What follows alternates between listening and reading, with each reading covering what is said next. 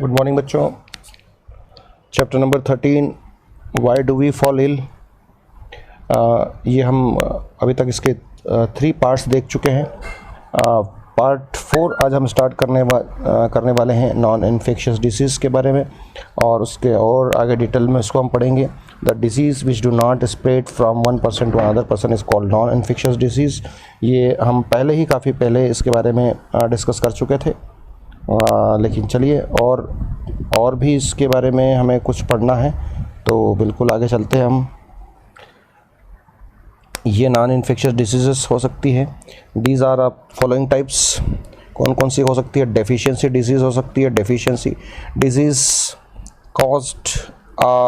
Caused deficiency of nutrient या nutrient की deficiency हो सकती है, या हार्मोन की डेफिशिएंसी हो सकती है। तो इसमें डायबिटीज़ एक डिजीज़ है। It is due to deficiency of insulin hormone. Insulin के हार्मोन के कमी से ये डिजीज़ होगी। एंड स्कर्वी जैसे हम बात करें तो this is the disease caused by the deficiency of vitamin C, beri, और यहाँ पर एग्जांपल लिख सकते हैं due to deficiency of vitamin B complex, ठीक है। Rickets due to deficiency of vitamin D. इस तरीके के कई सारे एग्जांपल्स यहाँ पर आप लिख सकते हैं।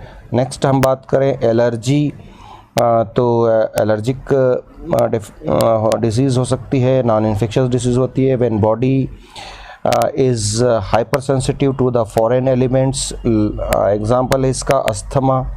तो क्या होता है कि जब हमारा इम्यून सिस्टम कुछ ज़्यादा ही सेंसिटिव होता है, हाइपर सेंसिटिविटी शो करता है, तो उसमें क्या होता है कि वो कोई छोटा सा पार्टिकल, फॉरेन पार्टिकल भी आपके कांटेक्ट में आता है तो हमारा इम्यून सिस्टम, हमारे WBCs जो होते हैं, हमारी बॉडी से एक हार्मोन सीक्रेट होता है, हिस्टामिन एक केमिकल है, वो सीक्रेट होता है, वो काफ़ी मात्रा में सीक्रेट हो जाता है, और हमारा इम्यून सिस्टम उस पार्टिकल के ऊपर ज़बरदस्त तरीके से अटैक कर देता है।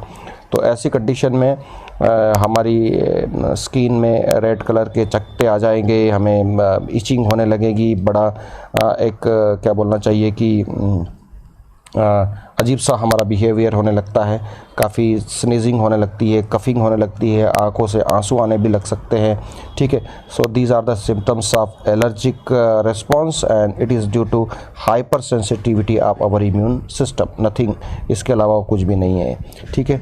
तो ये भी एक नॉन इन्फेक्शियस डिसीज़ है। कैंसर के बारे में बात करें, uncontrolled growth of certain tissues, हमारी जो सेल्स होती है उनका अनकंट्रोल्ड डिवीज़न शुरू हो जाए तो उसको हम कैंसर मानेंगे, ठीक है। ये भी एक नॉन इन्फेक्शियस डिसीज़ है। मेंटल डिसऑर्डर के बारे में हम बात करें तो किसी भी पर्सन को डिप्रेशन वाली मतलब सिम्टम्स होना या एनेक्सिटी होना, ठीक है, ये जो है ये हमारे नर्वस सिस्टम का डिसऑर्डर है एक तरीके से देखा जाए, तो ये भी एक नॉन इन्फेक्शियस डिसीज़ है। एडिक्शन भी एक तरीके का प्रॉब्लम है, जिसमें इंसान किसी चीज़ के लत का शिकार हो जाता है, आदी हो जाता है। अल्कोहल और ड्रग एब्यूज़ वाली कंडीशन आप जानते हैं कि ये जो है ये एडिक्शन एक तरीके का जो टाइप है डिसऑर्डर का, उसको हम एडिक्शन कहेंगे। और डीजेनरेटिव, नेक्स्ट हम यहाँ पर देखें डीजेनरेटिव, तो malfunctioning of important organs like heart हमारा जो है वो प्रॉपर तरीके से काम ना करे, या लीवर प्रॉपर तरीके से काम ना करे, या हमारा डाइजेस्टिव सिस्टम प्रॉपर तरीके से काम नहीं करें, तो ये केस जो है, ये जो डिसऑर्डर है, इनको हम डीजेनरेटिव में क्लासिफाइड करते हैं। इन्फेक्शियस एजेंट्स, कौन कौन से एजेंट्स हो सकते हैं जो इन्फेक्शियस डिसीज़ कॉज करते हैं, उनके बारे में बात कर लें तो सबसे पहला वायरस। आप जानते हैं पूरी दुनिया एक वायरस से आज जो है वो डर रही है, घबरा रही है, कोई इलाज नहीं है हमारे पास में। तो वायरस एक इन्फेक्शियस डिसीज़ है जो डिफरेंट टाइप के डिजीज़ कॉज करता है, ह्यूमन बींग्स में, अदर एनिमल्स में, प्लांट्स में, ठीक है। तो this is infectious agent we can say. इसके बाद हम बात करें रिंग वर्म, ठीक है, ये this is also a type of we can say infectious agent which cause different type of skin disorder in human beings, ठीक है। आगे चले हम बैक्टीरिया, जो different type of bacterial disease हम पहले ही डिस्कस कर चुके हैं, तो ये भी एक इन्फेक्शियस एजेंट है। जो कि ह्यूमन बींग्स में, अदर एनिमल्स में, प्लांट्स में कई तरीके के डिसीजेस कॉज करता है। So bacteria is also a type of we can say infectious agent.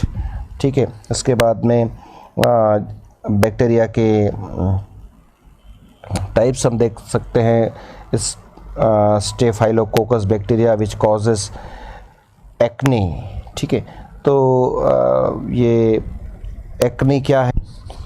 So acne जो है वो एक तरीके का जो है स्किन से रिलेटेड प्रॉब्लम है, जिसमें पिंपल्स हो जाना, स्किन के ऊपर पिंपल्स हो जाना, फोरहेड के ऊपर पिंपल्स हो जाना, चेस्ट के ऊपर इस तरीके से पिंपल्स या कुछ स्पेशल ब्लैक हेड्स आ जाना। ठीक है, such conditions are called as what acne and it may be caused by staphylococcus bacteria. ठीक है, आगे हम चलते हैं। Protozoan are also infectious agent. ये भी इन्फेक्शियस एजेंट है। क्यों? क्योंकि हम जानते हैं कि protozoans cause so many type of disease in human beings. आपने मलेरिया के बारे में सुना, इट कॉज बाय प्लाज्मोडियम। आपने काला आज़ार के बारे में सुना, लिशमानिया डोनोवानी इज़ रिस्पॉन्सिबल फॉर काला आज़ार। स्लीपिंग सिकनेस आपने सुना, ट्रिपेनोसोमा इज़ अ प्रोटोजोवन, वो ये डिजीज़ कॉज करता है। तो कई तरीके के आपने अमीबिक डिसेंट्री के बारे में पढ़ा, अमीबा जो है वो रिस्पॉन्सिबल है, दैट इज़ आल्सो प्रोटोजोवन। तो प्रोटोजोवन्स भी इन्फेक्शियस एजेंट्स होते हैं और they are also they will responsible for causing of different disease in human beings। इसके बाद हम बात करें ब्लैक फीवर, हम पहले ही पढ़ चुके हैं काला आज़ार के बारे में। इसके बाद में एस्केरियासिस राउंड वर्म जो होता है ये भी इन्फेक्शियस एजेंट है, जो कि एस्केरियासिस डिजीज़ कॉज करता है। ठीक है, जिसको हम ये भी एक टाइप ऑफ डिसेंट्री है। हमारा जो गैस्ट्रो इंटेस्टाइनल सिस्टम होता है, हमारा डाइजेस्टिव सिस्टम होता है, उसको ये डिस्टर्ब करता है। ठीक है, इसके बाद हम आगे चलें तो means of spread of disease के स्प्रेड होने के क्या क्या माध्यम हो सकते हैं, क्या क्या तरीके हो सकते हैं, आइए इसके बारे में बात करते हैं। थ्रू एयर जो डिसीज़ होती है वो एयर के थ्रू भी कई सारी डिसीज़ जो होती है वो स्प्रेड होती है।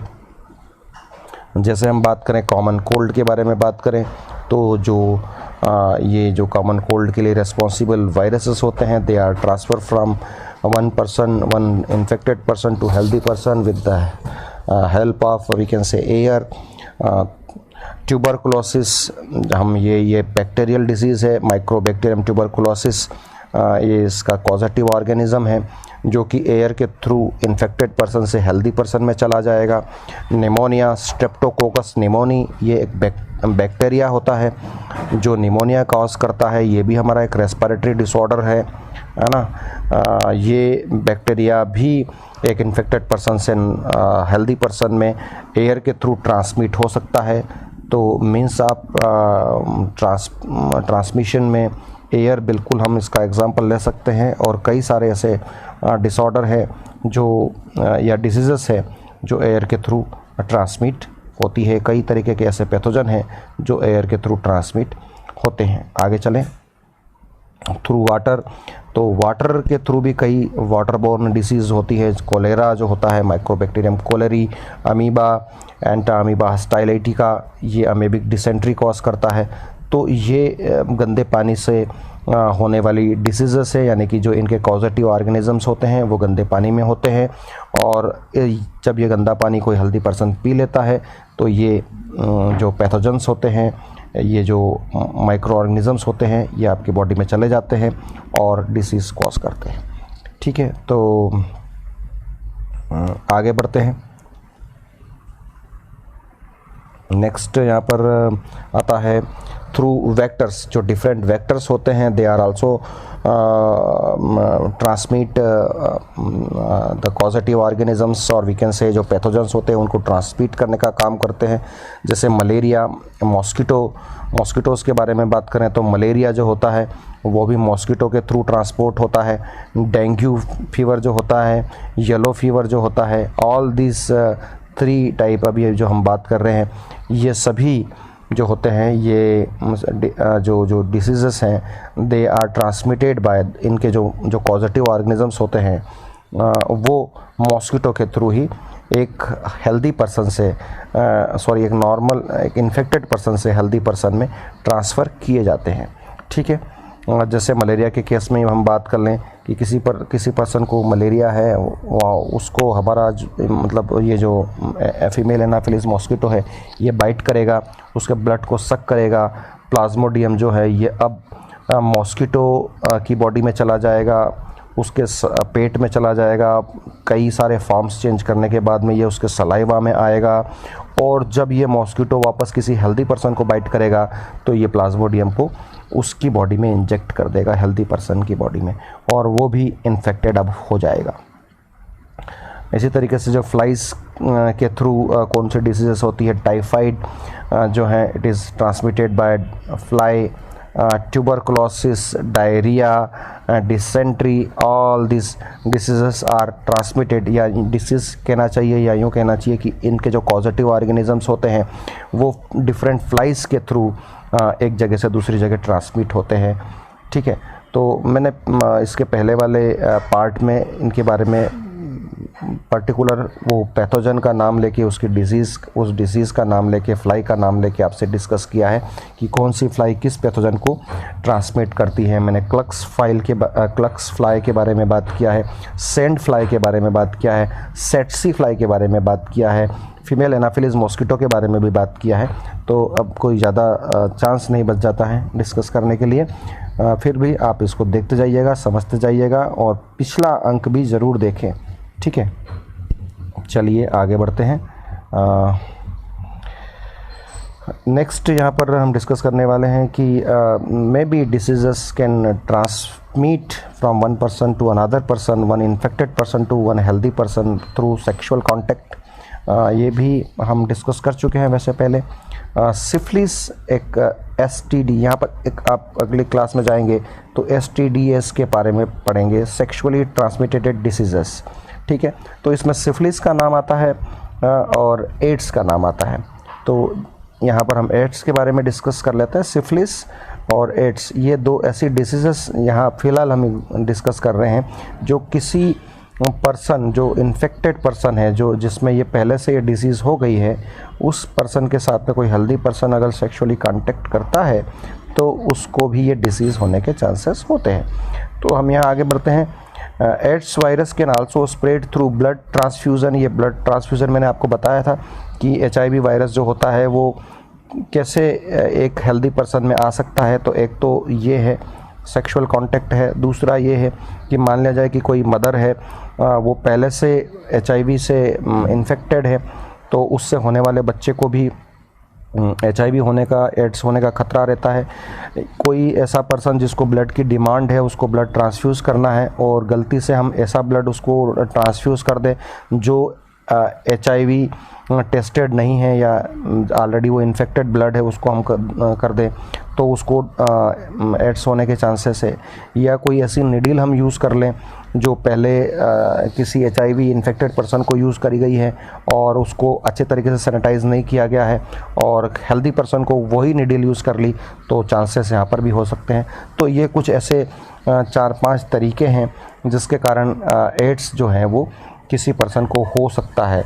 तो और इसके बारे में हमने इसके पिछले अंक में देखा भी था कि इसका कोई इलाज नहीं है, फ़िलहाल इसका कोई ट्रीटमेंट नहीं है, तो प्रिवेंशन ही इसका एकमात्र जो है वो आइडिया है या बचाव ही इस एकमात्र उपाय है। इसके अलावा हमारे पास कोई उपाय नहीं है। From infected mother to her baby ये हो सकता है during pregnancy and also through breast feeding. अगर वो इन्फेक्टेड मदर हैं और बच्चा उनका दूध पी रहा है, ब्रेस्ट फीडिंग कर रहा है, तो उसमें भी होने के चांसेस हो सकते हैं। ठीक है, चलिए आगे बढ़ते हैं, डिस्कस करते हैं यहाँ पर contact that do not spread ads.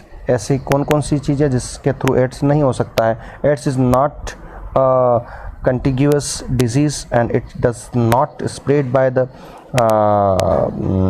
casual contact such as shaking hands, किसी के हाथ में, किसी इन्फेक्टेड पर्सन के साथ आप हेल्दी पर्सन हाथ मिला लेंगे तो HIV हो जाएगा, ऐसा नहीं है, बिल्कुल भी नहीं है, नहीं होगा। ठीक है। कफिंग एंड स्नीजिंग, कोई पर्सन HIV इन्फेक्टेड है, वो आपके सामने आके कफिंग करता है, स्नीजिंग करता है, तो आप सोचेंगे कि आपको ये हो सकता है, बिल्कुल नहीं है। किसी भी हेल्दी पर्सन को ये इस तरीके से हाथ मिलाने से या उसके साथ उठने बैठने से, ठीक है, किसिंग एंड एम्ब्रेसिंग, इसके कारण भी नहीं होगा।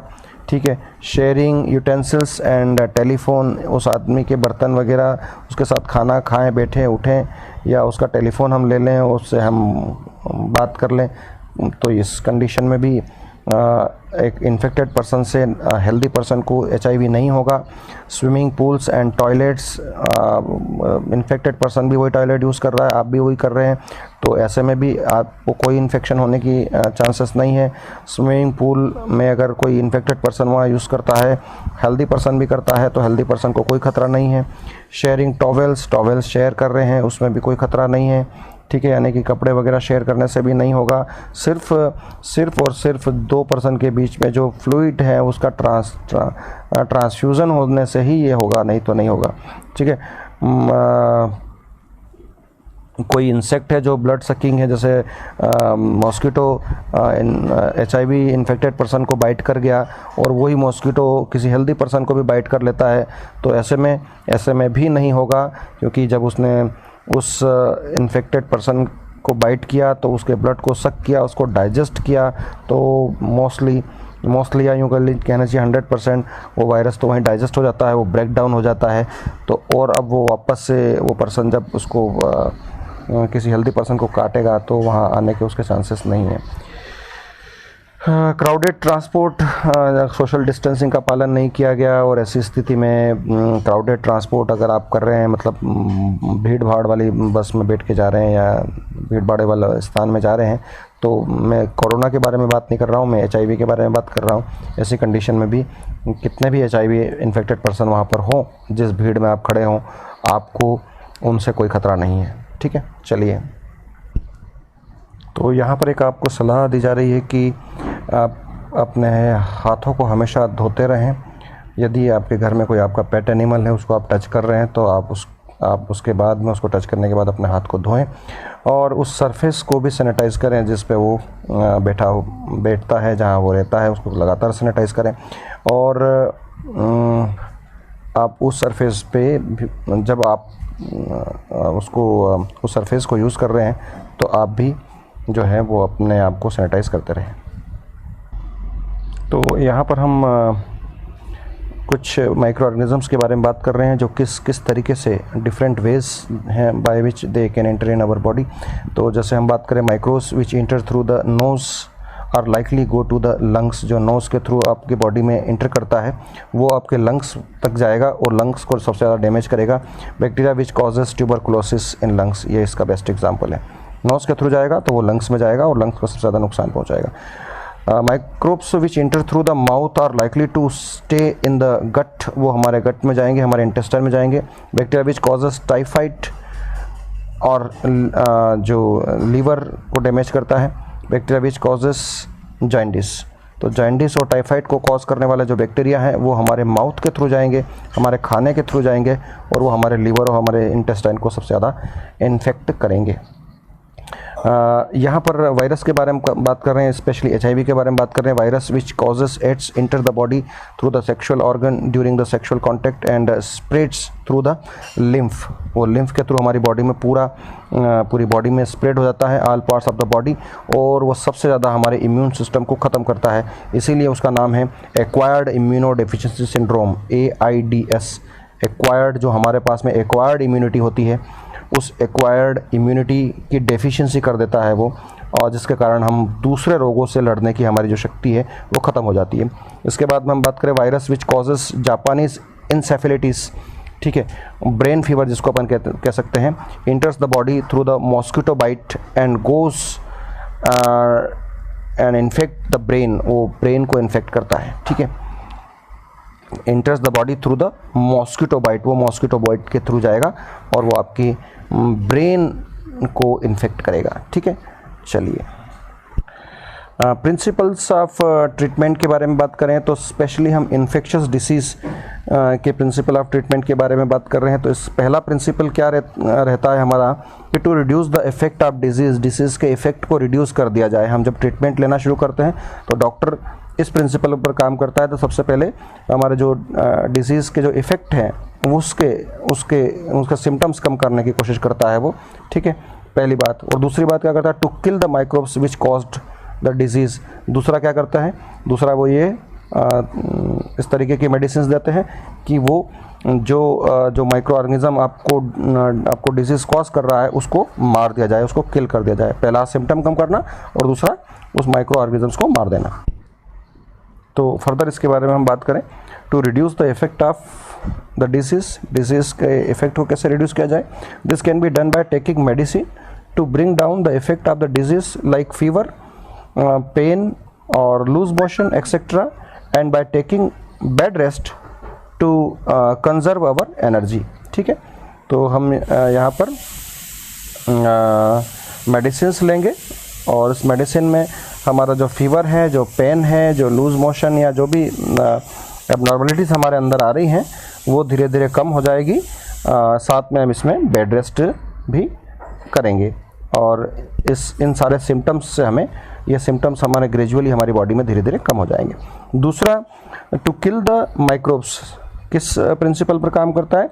This can be done by the taking suitable antibiotics and drug which kills the microbes and the disease is cured. ठीक है, तो यहाँ पर हम एक सूटेबल मेडिसिन लेंगे, एंटीबायोटिक्स लेंगे, ड्रग लेंगे और वो ड्रग, वो एंटीबायोटिक, वो मेडिसिन उस माइक्रो ऑर्गेनिजम्स को किल कर देगा और हम क्योर्ड हो जाएंगे, हम सही हो जाएंगे। ठीक है,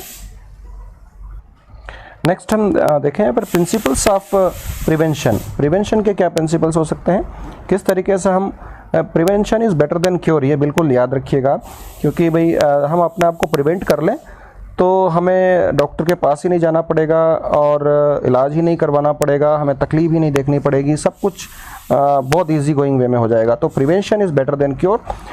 तो प्रिंसिपल्स ऑफ प्रिवेंशन क्या होने चाहिए, there are two ways of prevention of infectious disease and these are the general ways और स्पेसिफिक वे। चलिए पढ़ते हैं जनरल वे और स्पेसिफिक वे क्या है।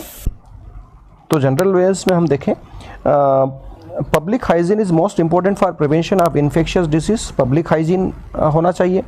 ठीक है, हमारे आसपास स्वच्छ वातावरण रहे तो इससे हम इन्फेक्शियस डिसीज़ से बच सकते हैं। Proper and sufficient food for everyone will make people healthy to resist infection. अगर हम बैलेंस डाइट खाएंगे, प्रॉपर खाना हमें मिलेगा, सही तरीके का खाना मिलेगा, तो हम हमारे इम्यून सिस्टम को स्ट्रॉन्ग रख पाएंगे और हम कई तरीके की बीमारियों से रेजिस्ट कर जाएंगे। Airborne disease can be prevented by living in conditions that are not crowded. तो जो एयरबोर्न डिसीज़ है उससे हम बच सकते हैं अगर हम बहुत क्राउडेड एरिया में नहीं रहें या नहीं जाएं या उसको अवॉइड करें तो हम बच सकते हैं एयरबोर्न डिसीजेस से। इसके बाद में हम बात करें water borne diseases can be prevented by providing safe drinking water. बहुत सारी जो बीमारियों के डायरिया के बारे में हमने बात की, तो इस तरीके की जो डिजीज़ है जैसे अमीबियासिस जो होता है, अमीबिक डिसेंट्री होती है, वो भी उसी से होती है। तो अगर हम neat and clean pure water पिएंगे, हाइजेनिक वाटर पिएंगे, तो ऐसी कंडीशन में हम इन डिसीज़ से जो एयरबॉर्न वाटर बॉर्न डिसीज़ है इनसे बच सकते हैं। इसके बाद हम बात करें वेक्टर बॉर्न डिसीज़, जो वेक्टर के थ्रू होती है। Disease can be prevented by providing clean environment. तो हमारे आसपास, जैसे हम मलेरिया के बारे में बात करें, मलेरिया क्यों होता है? क्योंकि हमारे आसपास गंदा पानी जमा हो जाता है। ठीक है,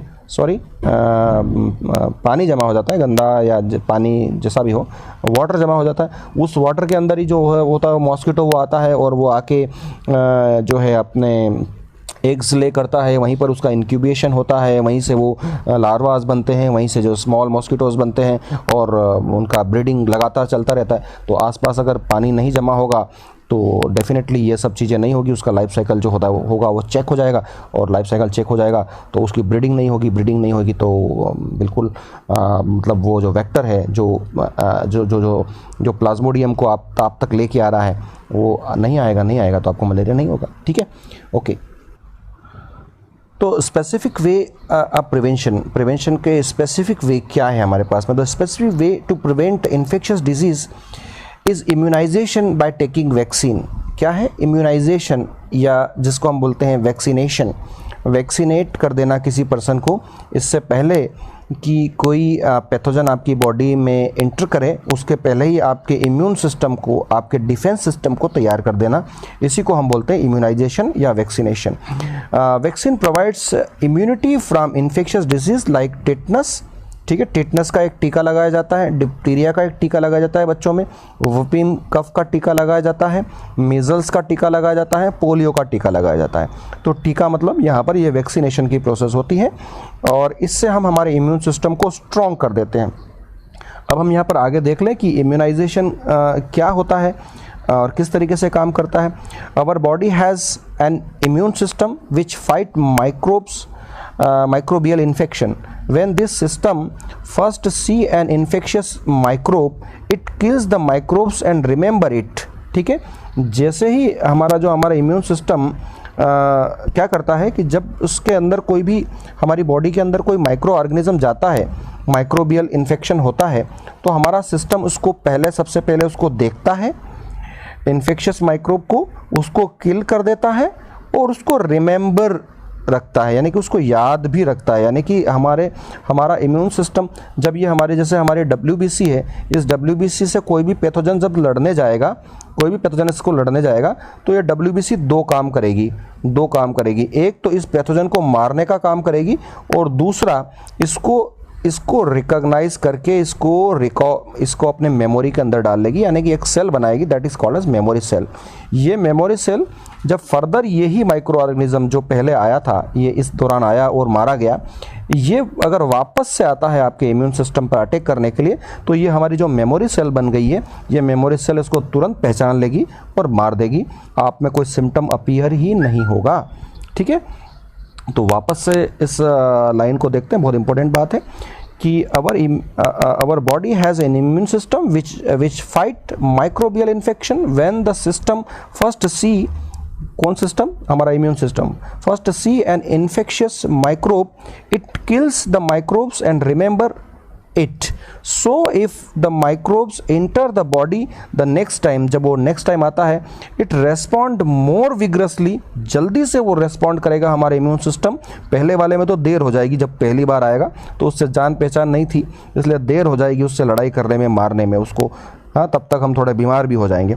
लेकिन जब वो सेकंड टाइम जब आएगा तो हमारी मेमोरी सेल्स जो हमारी बॉडी के अंदर पहले से बनी हुई है, ठीक है, वो बहुत विग्रसली उसके साथ में अटैक करेगी उसके ऊपर, ठीक है, और उसको जल्दी से ख़त्म कर देगी। आप बीमार भी नहीं होंगे, आप में कोई सिम्टम्स भी अपीयर नहीं होगा। तो अब यहाँ पर बात आती है वैक्सीन की। तो वैक्सीन क्या है? वो उसका मिमिक है। यानी कि वैक्सीन क्या होता है कि वो जो पहले टाइम में जब माइक्रो ऑर्गेनिज्म आपकी बॉडी में आया था और हमारा इम्यून सिस्टम एक्टिवेट हुआ था और उसने मेमोरी सेल बनाई थी, ये काम हम पहले ही कर लेंगे, यानी कि किसी और पर्सन की बॉडी में कर लेंगे, आर्टिफिशियली ये हम काम कर लेंगे। और उस पैथोजन की जो मिमिक एंटीबॉडी या मेमोरी सेल्स हैं, जो किसी और पर्सन में हमने बना ली है, जो आर्टिफिशियली हमने बना ली है, वो हम पहले से, छोटा बच्चा रहता है, उसी को इंजेक्शन के थ्रू उसकी बॉडी में उसको इंजेक्ट कर देते हैं।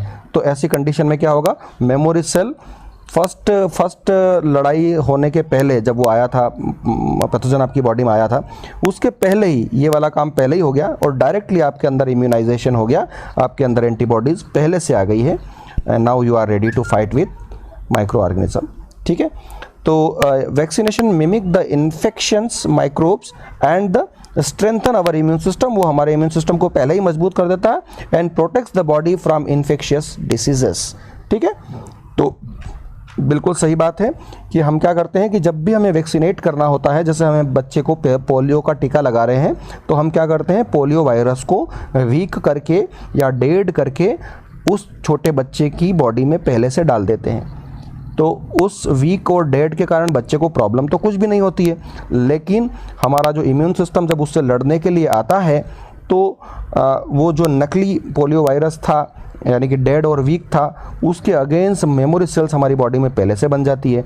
तो जब कभी असली वाला पोलियो वायरस हमारी बॉडी में आएगा तो वो हमें बिल्कुल भी इफ़ेक्ट नहीं कर पाएगा, क्योंकि हमारे पास पहले से मेमोरी सेल से लड़ने के लिए हमारी सेना तैयार है और उसको हम किल कर देंगे, हमारी बॉडी, हमारा इम्यून सिस्टम उसको किल कर देगा और हमें कोई प्रॉब्लम नहीं होगी। तो इम्यूनाइजेशन या वैक्सीनेशन जो होता है ये इस तरीके से हमारी प्रोटेक्शन करता है। ठीक है, तो I think so this is the end of this chapter. ये इस चैप्टर का एंड यहाँ पर हो रहा है।